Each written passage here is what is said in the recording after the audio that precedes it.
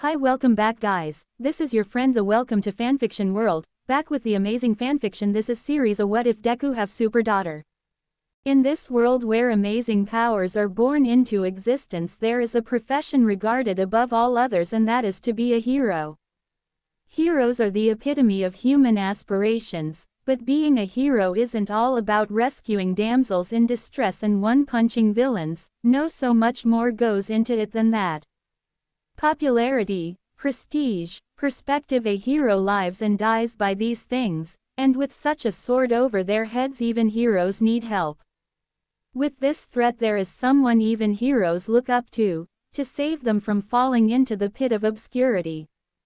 The Quirk Alchemist, the maker of heroes. An alarm clock went off at a bedside before a hand slipped free of the opulent covers to turn it off before from out of these covers emerged a man in his 20s. He had curly green hair in a terrible state of bedhead as the man stood up in All Might boxers as he stretched, scratching his chest before falling to the ground and began doing push-ups. This man was Izuku Midori, a top graduate of UA business course and owner of Deku Consultations.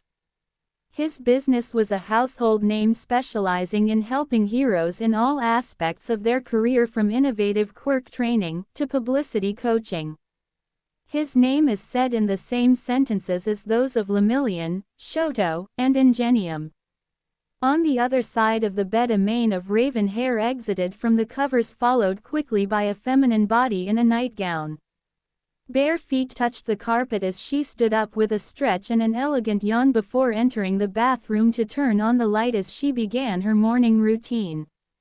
This woman was Momo Yaoyorozu Midoriya, only daughter of the Yaoyorozu and the heroine Kriti. Momo was in the top 10 of the hero rankings. With her creation, quirk, and popularity, it was only natural. Izuku walked up behind Momo, kissing her neck as he moved to grab the toothpaste and his toothbrush and began brushing his teeth as well. "So what's on the agenda today?" Momo asked as Izuku spit out the toothpaste and washed his face. "Well, I have an appointment with Iida later today. He wants my opinion on training regimens for his new interns from the last sports festival. Then I have a meeting with Tokiyami. He wants to raise his polls in the popularity department. After that, I have to prep Monoma for his TV appearance. His ratings are abysmal," Izuku said, combing his green hair back from his face as he came out of the bathroom to see Yaoyorozu getting dressed in something simple by her standards, but housewives across the nation would bend over backwards for a dress like what Momo wore. It was a pale red that ended just above her knees with long sleeves and a collar that framed her neck elegantly. The brightness of the dress made her raven hair stand out all the more as Momo put on her shoes. Izuku moved to the closet, getting out a gray dress shirt and green suit coat before moving to his dresser and pulling out matching green slacks and getting dressed. "I'm going down to give the chef our breakfast orders. What do you want, and would you mind waking up Yuzu?" Momo asked as she moved towards the bedroom door. "Sure thing, and I'll have omelette rice," he said as he left the bedroom and went down the hall, passing several bedrooms. The house was far too large in Izuku's opinion, but when he married Momo, he married her wealth too, so he just rolled with the extravagant mansion. Apparently he'd been a godsend to his in-laws. Momo had no interest in running her family company, but Izuku, already having a company of his own, was the perfect fit for the job. Shortly after their marriage, Deku Consultation was part of the Yaoyorozu group name with him as CEO. Izuku shuddered at the heavy title on his head, but he had a knack for business, it seemed. He stopped at a door with a plaque hanging on it with the name Yuzu engraved into the wood. As he was about to knock, he got an idea and smiled before ruffling his hair some, and then knocked far too quietly for anyone to have heard him. After waiting a few seconds, Izuku slammed open the door and turned on the light, revealing his best impression of All Might's face. "I am here to wake you up for breakfast," He shouted happily as his daughter jumped in bed, her quirk activating, creating objects from green psychokinetic energy that hurtled towards her father, who dodged them expertly as Yuzu fell to the bed looking angrily at her dad. "Father, why would you do that?" she shouted as she combed her long curly green hair from around her face as she got out of bed, stamping her feet as Izuku chuckled. "I just wanted to give you the #1 hero's wake-up call for my #1 daughter Yuzu," he said, walking over to her and ruffling her hair as she pouted and turned away from him with a blush. "It's not polite to barge into a lady's room, father," she said, walking over to grab her uniform from the hanger on the wall. "Besides, aren't you going to be late for work?" she asked as Izuku sat on her bed. "No, I have a rare late start today, so I figured I'd take you to school," he said, watching Yuzu stand still for a moment and look over her shoulder. "Really?" she asked, a tremor of hope running through her as she began frantically looking over her clothes for any wrinkle of blemish, as if the slightest imperfection would snatch this golden opportunity away from her. "Well, get out so I can get dressed," she shouted, blushing as Izuku made his way to the door, shutting it behind him as he rubbed his nose. "I'm the #1 dad," he said excitedly as he headed down the stairs to the kitchen, seeing his wife already sitting with a cup of coffee in her hand. "I trust she liked your surprise," Momo said as Izuku sat next to her with a goofy grin. Izuku had told Momo about his late start today sometime last week, and the man had been sitting on pins and needles wanting to tell his daughter so bad, but keeping himself in check. "Yup, I just wish I could do more. I want to be there more for her," he said with a sigh as Momo nodded. "Me too, Izuku, but with my hero work and you running both Deku consultations and Yaoyorozu Inc." Izuku nodded just as his daughter appeared wearing her school uniform, a blue skirt with a tan dress shirt. "Good morning, mother," Yuzu said as Momo smiled at her. The family of 3 sat down as breakfast was served by the family chef.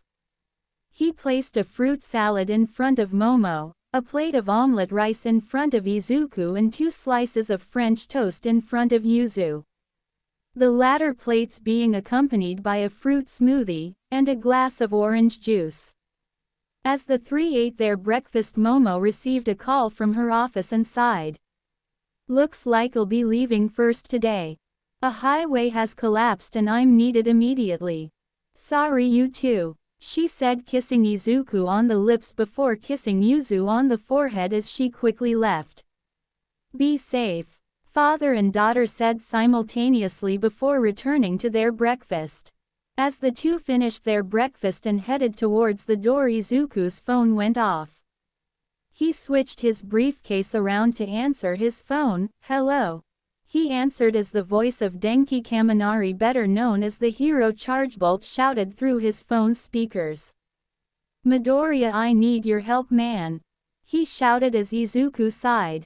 "Kaminari, I'm kind of busy today, maybe we can set something up later," Izuku said as Kaminari continued to plead. "Please Midoriya, I know your time is precious and you have a lot of things on your plate, but I'm begging you, man, please. 5 minutes, that's all I ask." Izuku sighed before caving to Denki's pleas. "Fine, I'll meet you at your agency in half an hour," he said before hanging up and looking down at his daughter's eyes that were cast in shadow as Izuku kneeled down to her. "Yuzu, something." "It's fine, father, I understand," she said, walking to the car and climbing in after their chauffeur opened the door for her, and guiltily Izuku started towards his own car before getting an idea as Yuzu's car began pulling out of the driveway. Izuku ran up to it, slapping the driver's window and stopping the car. "Sir," the driver asked, scared he'd done something to be fired for. "Change of plans, I'll be taking Yuzu," Izuku said, going to the back of the car and opening the door. "Yuzu, come on, you're coming with me," he said as the little girl's face broke into a smile and she eagerly climbed out of the car following Izuku, who looked at the driver. "You have the day off, spend it well," he said, leaving the driver dumbfounded as Izuku and Yuzu crawled into his car, both buckling up as Izuku pulled out of the driveway into the street. Yuzu couldn't stop herself from smiling. For any other child, having your parent take you to school was probably the norm, but for Yuzu this was monumental. She rarely got to see her parents except on TV and at parent-teacher conferences, which would be lucky to have one of her parents show up. Yuzu watched as her school approached, growing steadily larger in the windshield, sighing inwardly, wishing this didn't have to end, but she wouldn't be greedy. Her parents were doing good work and she should respect that, but as Yuzu prepared to disembark, her father drove right by the school. At the questioning look on Yuzu's face, Izuku smiled. "I said you were coming with me today and I meant it, Yuzu. You get to spend the day with Daddy," he said with a smile as he and his daughter drove to the Chargebolt Hero Agency. Izuku parked and retrieved his briefcase as he and Yuzu went inside and up to the reception desk. "Yes, sir," the secretary asked as she looked at Izuku, who coughed nervously. Yes, I'm Izuku Midoriya, here to see." At the mention of his name, the woman immediately shot up. "Oh, of course, so sorry, Mr. Midoriya, please right this way," she said eagerly, leading Izuku into a meeting room. "I'll tell Chargebolt you're here. Can I get you anything?" she asked before looking at Yuzu. "Or can I get you anything, young lady?" the secretary asked as Yuzu shook her head. No thank you." Izuku looked to the secretary. "Tea is fine, thank you," he said as the secretary left, leaving Izuku and Yuzu in a comfortable silence. "I don't think Mother is going to like me missing school, Father," Yuzu said with a nervous smile as Izuku gave a tense breath. "Definitely not, but I can handle it," he said, tugging at his collar at the thought of how angry his wife is going to be. The door to the meeting room burst open and in came Chargebolt, and beside him was his wife and crime-fighting partner Earphone Jack. "Oh, thank God, Midoriya, I'm so thankful you came. I really need your golden touch here," Kaminari said as he pulled out a chair for his obviously pregnant wife, who took notice of Yuzu. The secretary sat down several cups of tea before quickly leaving. "Yuzu, is that you? I think this is the first time I've seen you in person. Yaomomo would always send us girls pictures of you. Wow, you look a lot like your dad," she said, pointing at Yuzu's curly green hair. Thank you, Mrs. Kaminari," Yuzu said, bowing as Jiro blushed. "Oh, I hope our little one is as polite as you," she said, rubbing her belly. Yes. Now Midoriya, first off, I'm really sorry about calling you up out of the blue. I know you have a lot going on, so thank you so much for coming here," Kaminari said, bowing before sitting up straight and just blurting out what he wanted. "Izuku's help with. I want to know if you can get me into the top 10 hero rankings," Kaminari asked as Izuku leaned back. "That's a hefty thing to ask, Kaminari. The new rankings are only a few months away," Izuku said, rubbing his chin, adopting his business mode as he pulled out a tablet to display Chargebolt's hero stats. "Your overall stats aren't bad, but when put next to the likes of Shoto and Lemillion, you see how things stack up," Izuku said as Kaminari dropped his head to the table.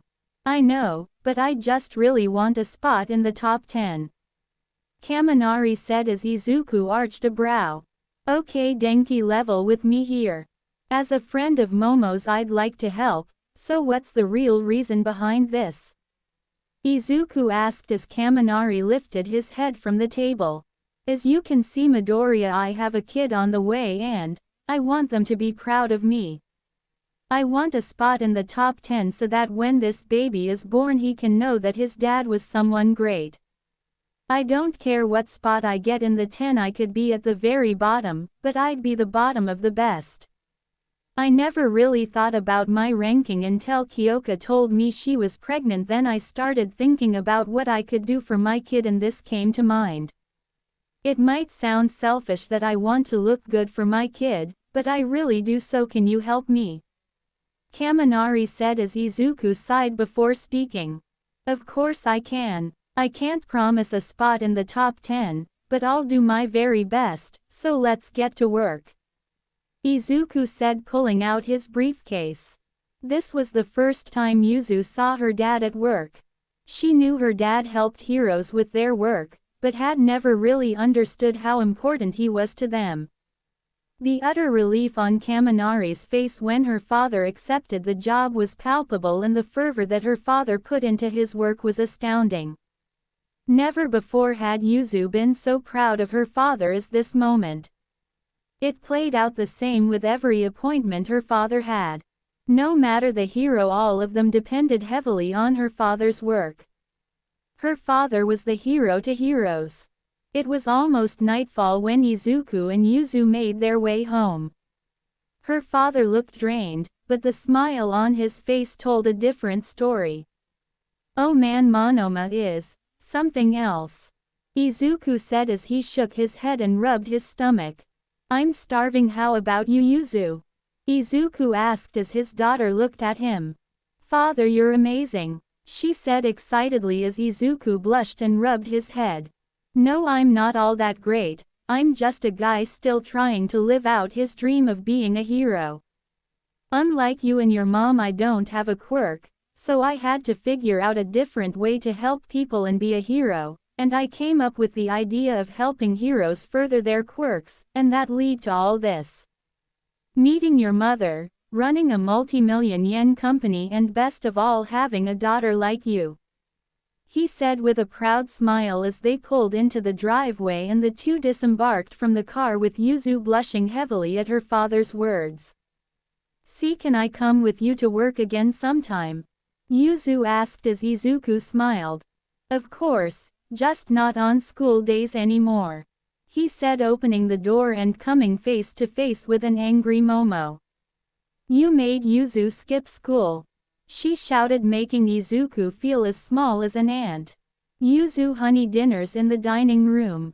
You, father, and I need to have a talk, Momo said, dragging Izuku into the study and shutting the doors, though they did little to muffle her mother's shouts. Yuzu smiled as she went into the dining room. She could hardly wait to see her dad at work again. The sun shone into a bedroom. The daylight steadily crept across the green blanket until it shone on the face of a young girl. Her face scrunched against the light as her eyelids flickered, slowly adjusting to the harsh morning light. The girl sat up, her long red hair sticking out in tufts here and there as she rubbed her eyes. Her skin was a mottled red and orange, reminiscent of flickering flames as she yawned, releasing a puff of fire.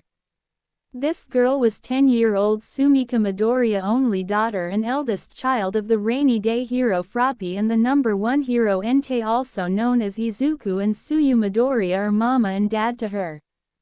Sumika crawled out of bed in blue shorts that clashed with her vibrant skin tone and a large white t-shirt. She opened her bedroom door, heading to her twin brothers' room, Izuho and Tsuko. She was sure they were both still asleep, being only a year old, but she still wanted to check. Being the daughter of heroes, let alone the #1 hero, meant she didn't get to see her parents often, but hey, it was summer vacation, which meant aside from checking in on her younger siblings, she'd have the entire house to herself. As she walked past her parents' room, she heard movement in her brother's room. Sumika slowed down, moving quietly to the room. No one should be here but the three of them.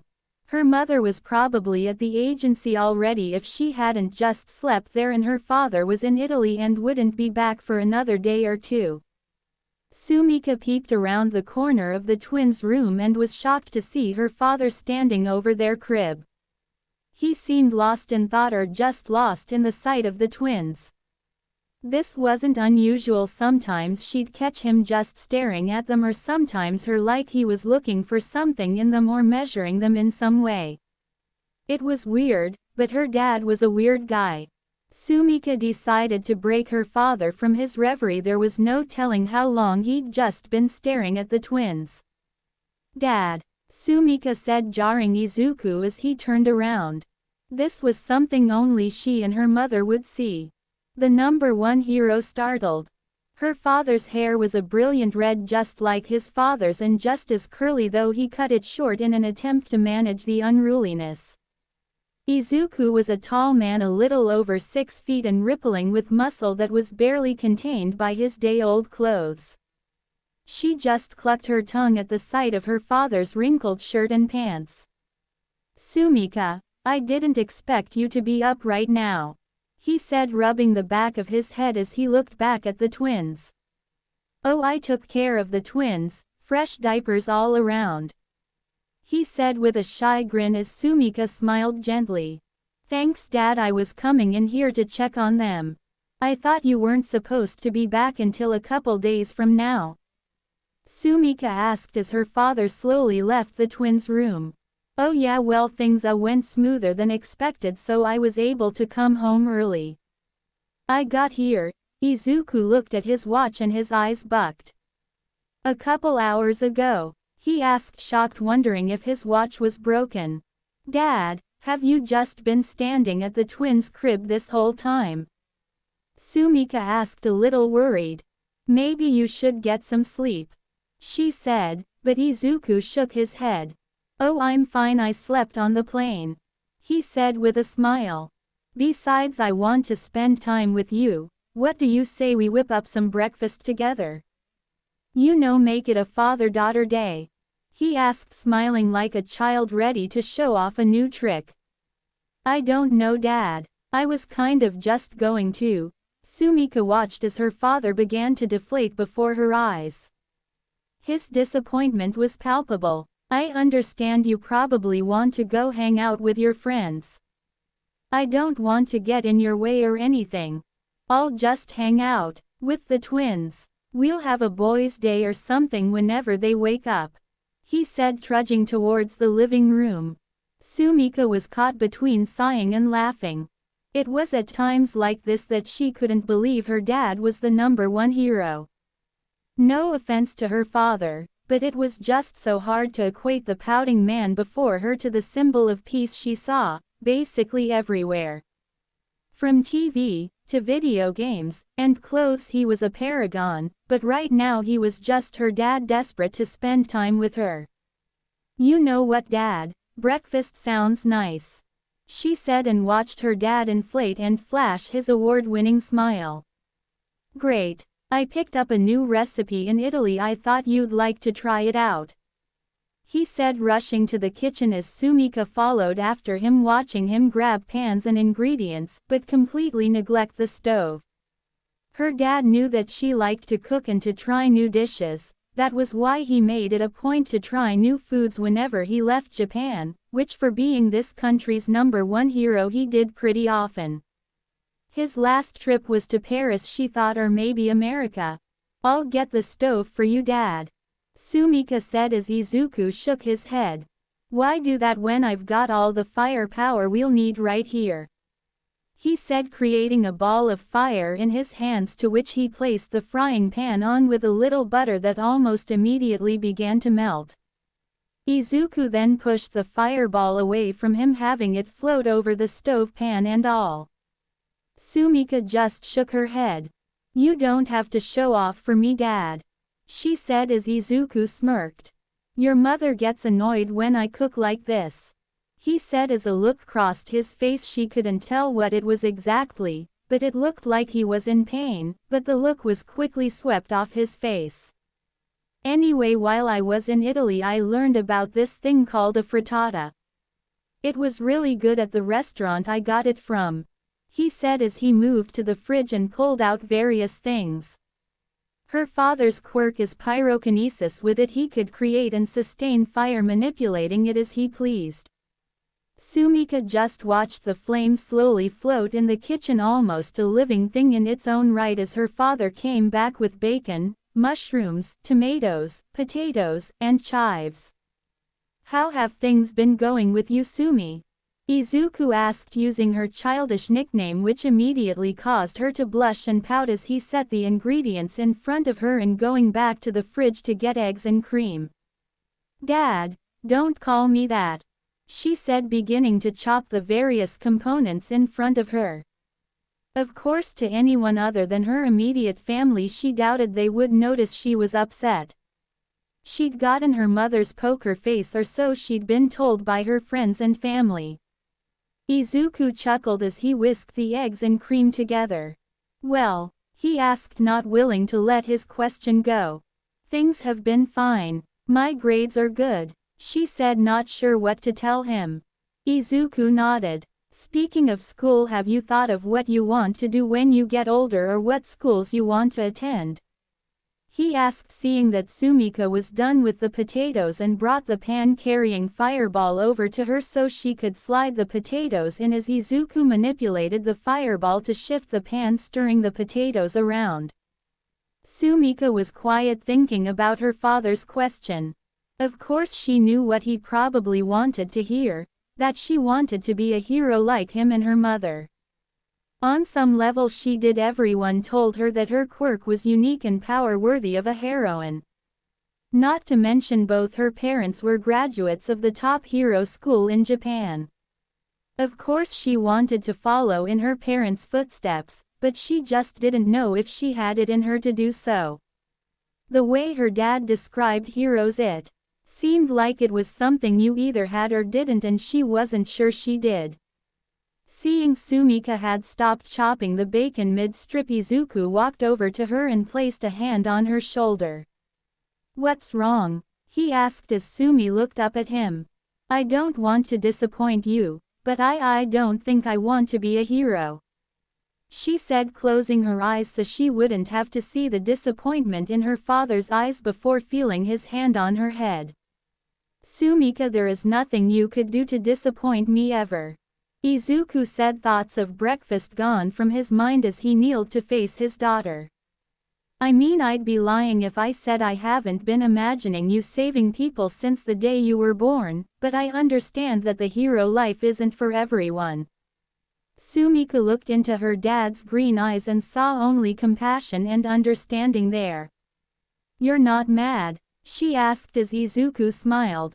"Of course not, sweetheart. I want the best for you, yes, but I also want you to be happy. If that means you don't want to be a hero, then that's fine with me. Whatever you want to do, I'll support you.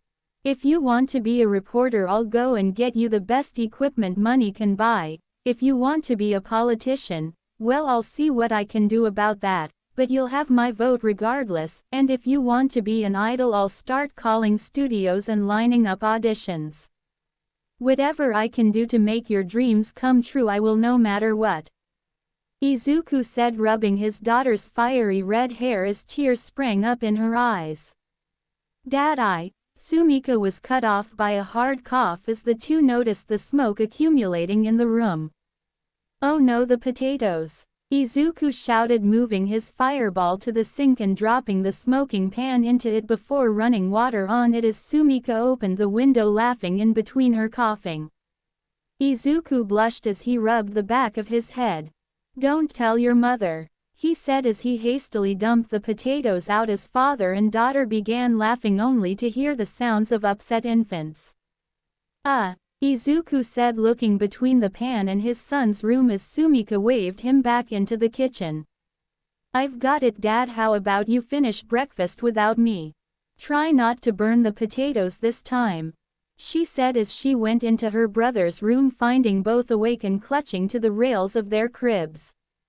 "Hey guys, did we wake you up?" she asked, grabbing both her brothers as they babbled at her, adorably grabbing at her hair and pinching her cheeks. The two looked like their father in miniature, but where his hair was red, theirs was green, but just as curly. Sumika brought the duo into the living room as her father placed the pan in the oven and came around the corner to greet his two boys, who exploded into movement as they saw him. "Looks like they're happy to see you," Sumika said as Izuku grabbed hold of the two boys, bouncing them in his arms as they giggled happily. "The feeling is mutual. How have you been, guys?" Izuku asked as the boys moved and jabbered at him, causing Izuku to laugh. "Well, that's great. I hope you've been taking care of your mom and sister," he said, giving Sumika a wink as she stuck her tongue out. The quartet fell onto the couch drinking in the bliss of familial bonding until Izuku went to the kitchen to retrieve the frittata. He placed it on a serving dish, sliced it like a pizza, grabbing a slice for both himself and Sumi. They began to enjoy their breakfast, feeding bits of thoroughly cooled egg to the youngest of the Midoriya clan and just having fun with each other. "Thanks for letting me stay over, Ochako. I just wasn't sure about seeing Izuku yet, but I'll be fine now," Sue said, giving the brown-haired woman a hug as she left to return to her own home. Sue loved her husband, but she wasn't sure if she could continue watching him run himself ragged. It was fine when he was here in Japan, but lately his fame had grown to the point that he was rarely in the country, let alone with their children, and after that last fight she didn't think she could take any more. Sue opened the door to their home, a dead giveaway that her husband was home. He never locked the door. "Who's crazy enough to break into the #1 hero's home?" he said. Sue rounded the corner and found the last thing she expected to see. Her husband was on the couch fast asleep under a blanket of their 3 kids. At that moment all her irritation drained away from her as he moved to kiss her husband on the cheek, watching him give a gentle smile before doing the same to their children as she slowly made room for herself in the pile of bodies.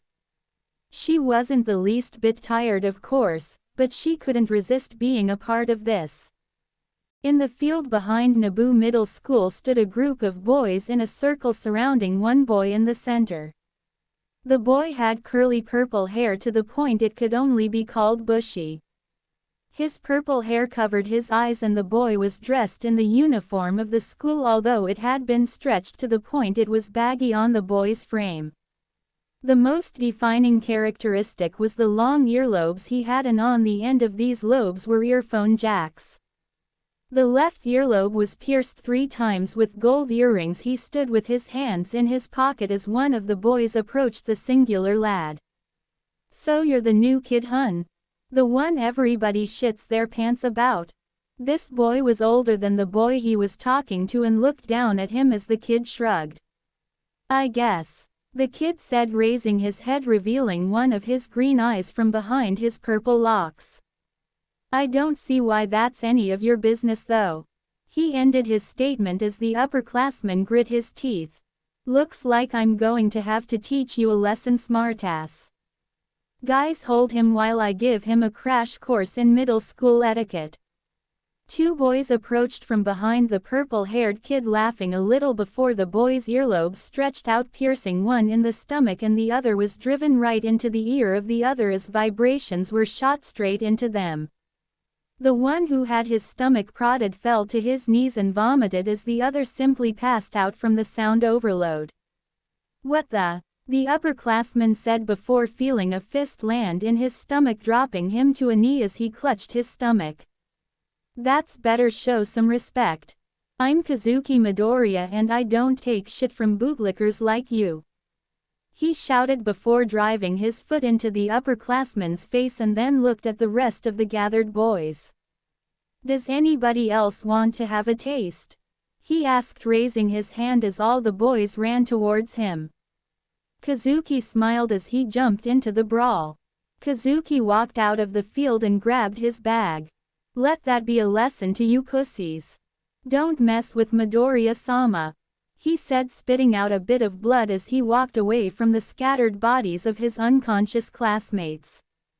The sun was setting, casting his shadow all the way across the street. His body hurt, but it was worth it. He needed everybody to know that he wasn't anybody's punk. He rounded the corner and ran into someone and growled as he rubbed his sore nose. It wasn't broken, but it definitely hurt. "Watch where the hell you're going." Kazuki clapped his mouth shut as he looked into the face of the hero earphone jack, his mother. He sighed as she looked him over. He had hoped he could get home and clean up before his mother saw him or his father. "What did you say, Kazuki?" his mother demanded, looking him over, and shook her head. "You got into another fight again, didn't you?" she shouted as Kazuki looked away only to have his mother grab his chin as she squatted down to look at him. She cleared away the hair from his eyes so they could clearly look eye to eye with him. "Didn't you?" she asked again as Kazuki rolled his eyes. "They started it," was his only answer as Kyoka huffed, standing up and grabbing hold of his hand. "This was your first day in your new school and already you've started a fight. I don't understand, Kizu, why are you causing so much trouble?" she asked, dragging him towards her car. "What is your father going to say?" she asked as she pushed him towards the passenger door and climbed into the driver's seat herself. "Nothing, like always," he said, looking out the window as Kyoka sighed. "Is that what this is about? You want attention, Kizu? There are better ways to get people to notice you, you know. You're a smart kid, and you're talented in almost everything you do, so why is it that all you want to do is pick fights?" she asked, shaking her head. "You're just like your father," she said, which galvanized Kazuki into speaking. He'd been happy to let his mother lecture and rant at him for the entire car ride, but he would not let that one go. "I'm nothing like him. All he cares about is his precious school and all his awards. That's all he's got. Nobody would ever look at a quirkless nobody like him otherwise," he shouted, only to feel his mother slap him across the face. He'd been hit harder for sure, but the emotional weight of that slap was tantamount to being hit with an elephant. "Don't say that. Your father is a good man, and no matter what you think, he cares about you. I just wish you understood that," she said as they pulled up to their house. "I have to make my patrols, so I'll be back later. Do your homework and as punishment clean out the storage shed. I will check to make sure when I get back," she said as Kazuki got out of his mother's car and made his way into his home. He shut the door and heard his mother's car drive off. He sighed as he walked to his room and tossed his backpack on his bed. "Joke's on you, Mom, I already did my homework," he mumbled as he headed to the back door to get to the shed, but as he did he looked at the walls of the hall, seeing family pictures adorning them. There was the photo of his parents' marriage, pictures of him at various ages, and then the most plentiful pictures were of his dad at various events. There was the picture of his dad at one of his book signings shaking hands with a famous hero he had apparently inspired. Several pictures of his dad with different classes of his students, and finally the picture of his father shaking hands with the former principal of UA as he took his place. That was his father, Izuku Midoriya, principal of UA.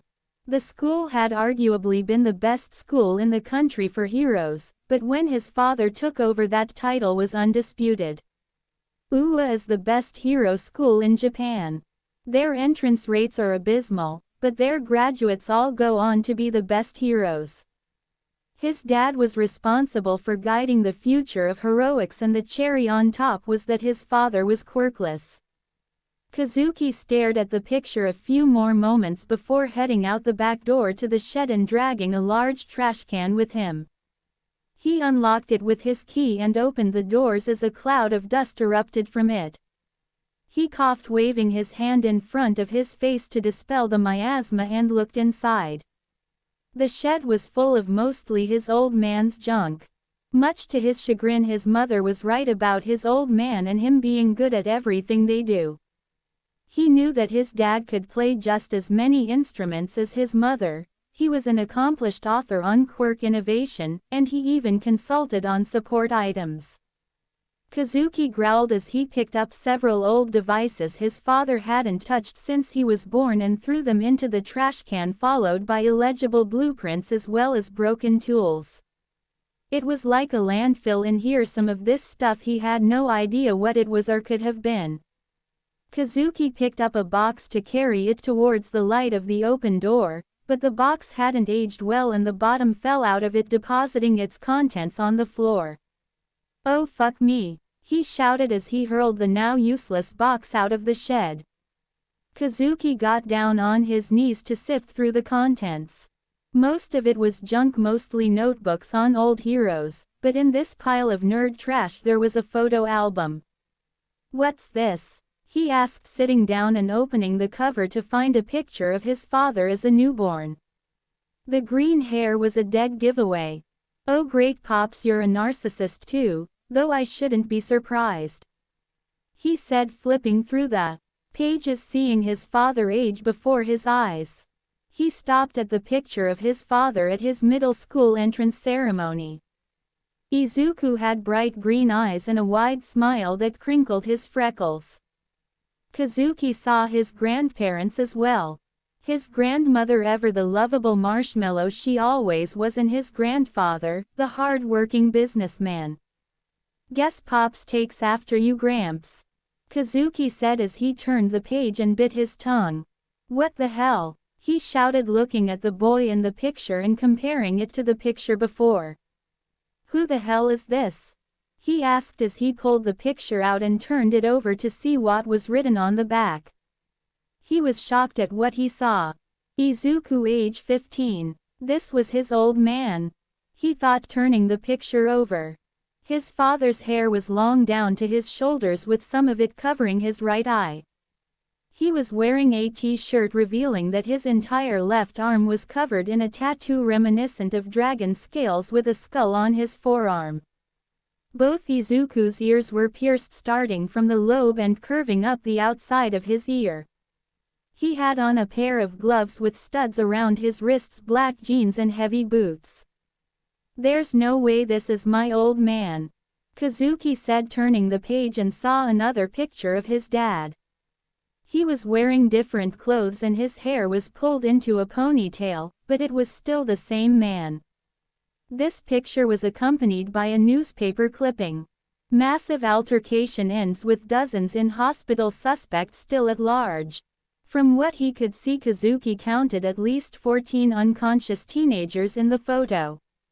There were more clippings as well. Vandalism on a massive scale. In the clipping was a picture of Aldera Middle School. The building had been painted with a giant skull covered in green flames.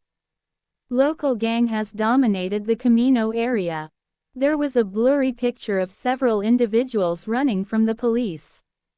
Kazuki was enthralled as he continued flipping pages, seeing more of his dad's handiwork. "This is amazing. I can't believe Pops did all this," he said with a smile before frowning. "Wait, he did all this, and Mom's on my ass about getting into a fight. Where's the justice in that?" he asked, forgetting about cleaning the shed, and carried the album into the house to wait for his father. His dad was a lot of things, but he always made it home around the same time, and looking at the clock that would be soon. Izuku walked into the house with a stretch as he heard his back pop. "Sitting down all day can't be good," he said, shaking his head as he walked into the living room only to see Kazuki sitting there. He'd gotten the call from Kyoka about Kazuki getting into a fight. He sighed as he took his glasses off to pinch the bridge of his nose. "I figured you'd still be cleaning the shed. Honestly, Kazuki, I can't believe how alike we are," Kazuki said, interrupting his father as he placed the picture of Izuku down on the dinner table in plain sight of both Midoriya's. Izuku looked at the picture before looking at Kazuki. "Oh, that's right, you were cleaning the shed," he said, sitting down and pulling the picture towards him, and looked at it. He sighed, shaking his head. "You shouldn't look at this and see more of yourself in me." "This isn't me," Izuku said as Kazuki slammed the photo album on the table. "Yes, it is. All this is you. You want the world to see you as this perfect man or whatever, but you're human just like me, and you're not perfect. You were just like me, hell, you were even worse." Izuku shook his head. "That's not who you are, Kazuki. You're a good kid and you have so much going for you. I don't want you be like I was," Izuku said as Kazuki leaned back. "I don't care what you want. I think what you did was cool. You were awesome. What happened to you? Why did you turn out like this?" he asked, waving his hands at Izuku, who scoffed. You just gestured to all of me, Kazuki, and now I wasn't awesome, what I did wasn't cool. I was acting out and hurting people just to make myself feel better. I was a delinquent, and if it wasn't, you know what, never mind. I'm not talking about this. Put that thing in the garbage, Izuku said as Kazuki stood up. No, I won't let you take this away from me. For the first time in my life I feel like I actually have something of you. Everyone says I'm like you and compares me to you. I could never see it, Pop. I look at you, the successful man that you are, and all I can see is the facade you show the rest of the world, this flawless man who turns whatever he touches into gold.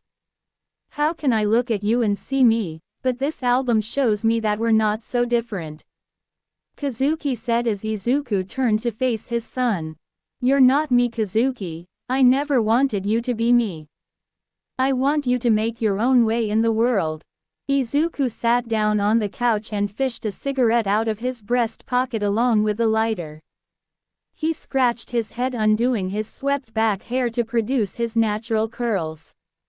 Izuku knew he had been hard on his son. What that saying? The priest's kids are the wildest, he thought to himself. Pop, you smoke? Kazuki asked, shocked at this as Izuku smirked. No, I don't, as far as your mother knows anyway. I used to before I met her, but after I went back to school I stopped except for the occasional one like now. You should feel grateful. I only smoke one once a month and I'm wasting it on you, he said with a cocky grin Kazuki had never seen on his father's face as he flicked the lighter and lit his cigarette before taking a long drag as he rolled up his sleeves, showing off the scale tattoo on his left arm. Whoa, you still have that tattoo? Kazuki asked, moving to inspect his father's ink as Izuku chuckled. Damn right I do. I fought your mother tooth and nail on this. In exchange I had to get rid of all my piercings and cut my hair. I'd say it was worth it. I get it touched up every few years, Izuku said before grabbing the album and flipping through it. I really shouldn't have kept this, he said with a laugh as he looked at Kazuki. Go ahead, ask your questions. I'll answer every one until I finish this cigarette. Afterward we're done, deal? He asked as Kazuki nodded before asking his question. So why'd you become a delinquent? Kazuki asked as Izuku breathed out smoke. When I was on the verge of graduating middle school I got some bad news. It really set me off. I was so angry and it felt like there was nothing I could do, so I did this, he said, pointing at the graffiti on the school. That was my middle school, and when I saw how everybody reacted to what I'd done I wanted to do more. I picked a fight with some guys from school whose quirks I knew very well and beat them to a pulp. That was how it started, and once I entered high school I was a totally different person. I picked fights, skipped class and so much more. Izuku shook his head at that. I felt powerful, especially when guys started following me around and getting into trouble with me. I dropped out after my second year of high school. At that point I was doing what I wanted, and that was when I met your mother. Kazuki smirked at that, thinking about his mom at that age. Did she fall for you on the spot, Pops? Kazuki asked as Izuku laughed. Fuck no, she arrested me, he shouted, laughing at his son's shocked face. Yep, your mother was on her work study at the time and she busted me and my crew after we knocked over an arcade. I was sure she was going to let me go. Most heroes don't deal with quirkless crimes, but nope, she handcuffed me and had me locked up, but seeing as that was my first offense or so, they thought I was released pretty soon. I was prepared to go right back to what I was doing, but your mother showed up everywhere I was. It was like she was my guard dog or something. I couldn't meet up with my gang because of her. So I finally asked why she was on my ass. Izuku stopped for a moment as that memory flowed through his mind. Why the fuck are you following me? What do you want? He shouted at her as Kyoka put her hands on her hips. I'm trying to figure out your deal. You're acting like a thug, but I've been watching you for a while now, and you seem like a good guy. You knocked over that arcade because the owner was cheating kids out of their money. All the places you've tried to hit are like that. It's like you're trying to be a hero in the worst way possible. Jiro cocked her head to the side as she looked at him. I want to know why. Izuku shrugged at her words. It's none of your goddamn business, go sign autographs or whatever. He'd said to her, and that's when Kyoka dropped a bomb on him. You know, some people would say you're a hero for what you've done, so why don't you try being a real hero? You're smart enough, I can tell that much. Why not put that brain of yours to good use, because until you do I'm going to be on you like white on rice. Izuku smirked at that memory. After that I went back to school and on to university to be a teacher. Your mother and I started dating and then got married. I stopped being a delinquent because someone finally looked at me and saw something other than the fact that I was quirkless. Izuku said, putting out his cigarette and placing his hand on his son's head. I know it can't be easy being my son Kazuki, but even if no one else sees you for you, me and your mother do, and someday other people will too. And stop picking fights, that's what weak people do, and unlike me at your age you're strong. Izuku said, standing up, and looked at the album. You can keep that if you want. I only kept it to remind myself of what I could have been if not for your mother. Izuku said as he went to his office to get some paperwork done, leaving Kazuki sitting and looking at the picture of his dad in his youth.